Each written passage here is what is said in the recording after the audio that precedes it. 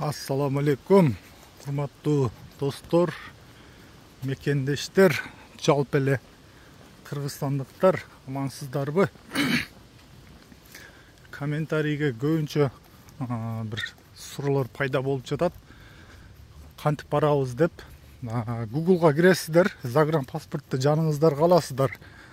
Загранпаспорттун негизинде Google'га жазып, HR анкета же HOPS анкета толтуруу деп жазсаңыздар, ошол жерден чыгат, регистрация болосуздар, катталасыздар.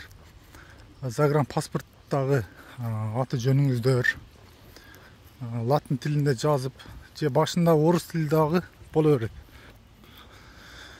Алдын ала визага жарай турган сүрөткө түшүп, өзүңүздөргө сохранить этип коесуздар, ошол сүрөтүңүздөр керек болот. Анан күтөсүздөр. 1 ай 2 айдын ичинде сиздерге жооп келет.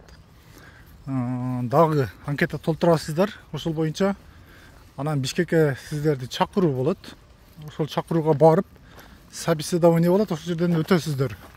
Ошол жердеги өзүнүн эжелер, кыздар, жигиттер сиздерден экзамен алат, текшерүү болот. Ал дагы жөнөкөй эле.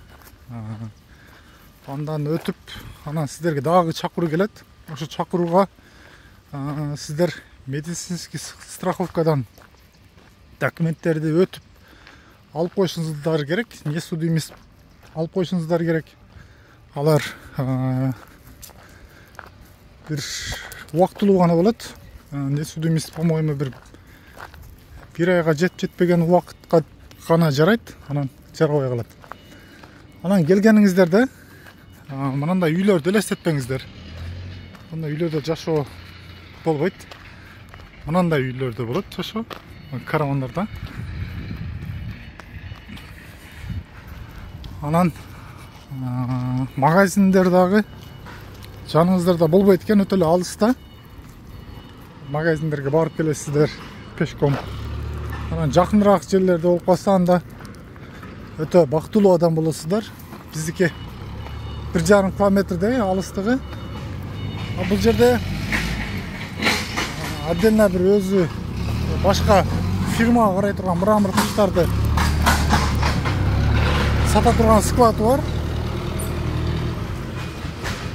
Биздики болсо мына жакта ошол караванда жашайбыз. Анан иш жумушубуз дагы кичине нарыракта. Ошол урматтуу мекендешим, суроолор болсо дагы жаза бериңиздер. Келүү өтө эле оңой. Эч кыйынчылык жери жок.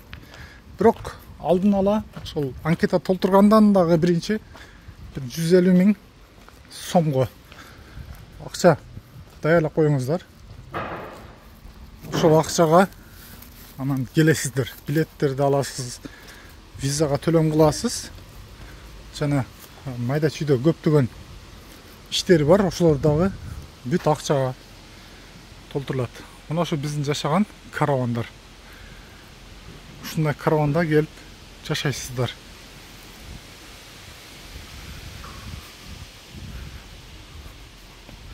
Кирлер мына жерлерде жайылат. Ошол маалымат деп айткан экенсиздер. Дагы кандай суроолор болсо жаза берсеңиздер, биз колдон келишинче дем алыш күндөрү ушундай убактыбыз болуп калганда сиздерге кенен маалымат бергенге аракет кылабыз. Аман болобуз, тынч болобуз. Колдоо иретинде подписацияны басып коебуз. Лайк басып, ой пикир жазгандагы унутпайбыз. Чоң рахмат.